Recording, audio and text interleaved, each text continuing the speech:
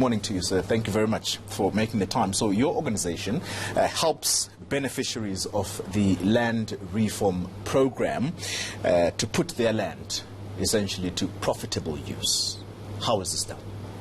Absolutely. The Vumelana is a non-profit public benefit organization which really assists beneficiaries of land reform to utilize their land. We do that through funding transaction advisory services. Essentially, we pay for specialized service providers who assist these beneficiaries of land reform to attract private investors into their land so that we can create much needed jobs, income and skills. Your organization, having been established in 2012, talk to us about your success rate in forming these commercially viable partnerships between the beneficiary communities and potential investors. Yeah.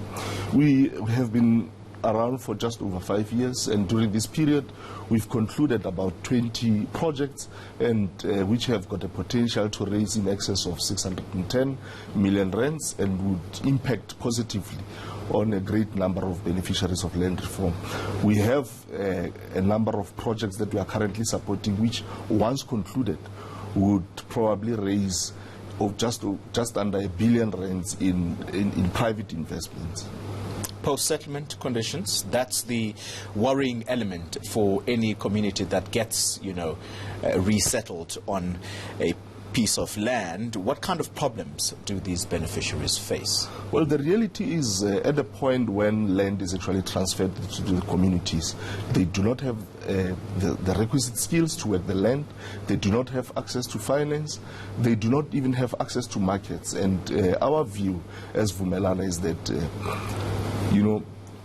having, or rather creating these private partnerships with providers, with really your investors, is the most expedient way through which you can address these challenges, because you cannot just rely on government. There's a huge demand on the government fiscus. So we believe that the private sector has got an invaluable role to play in order to ensure that we can have sustainable land reform programs in this country. Critical question, and my last question to you. Are there major issues that the land reform process faces that simply cannot be resolved or fixed by amending Section 25 of the Constitution? Well, the reality is that amendment of Section 25 of the Constitution is just but one of many interventions that are being put in place to try and actually improve on land reform.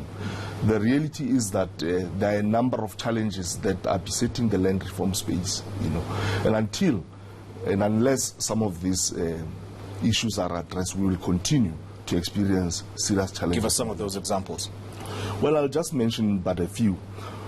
There's a need to balance the manner in which really land is acquired and used. The current debates around land expropriation without compensation is somewhat reduced to debates around acquisition of land. We need to really address the issue of what happens to the land once it has been acquired. So for us, that's really key, and that has largely been ignored.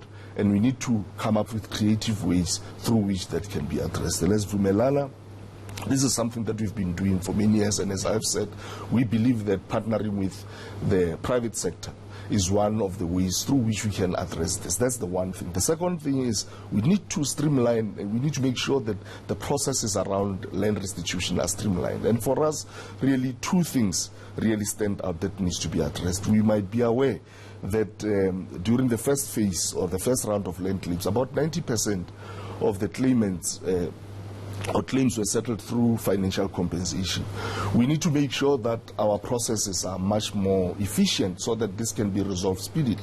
Secondly, for those high value and complex claims, we need to make sure that we draw in expertise to ensure that those land claims are actually finalized expeditiously, to make sure that people do not end up losing jobs, to make sure that the existing businesses continue to function.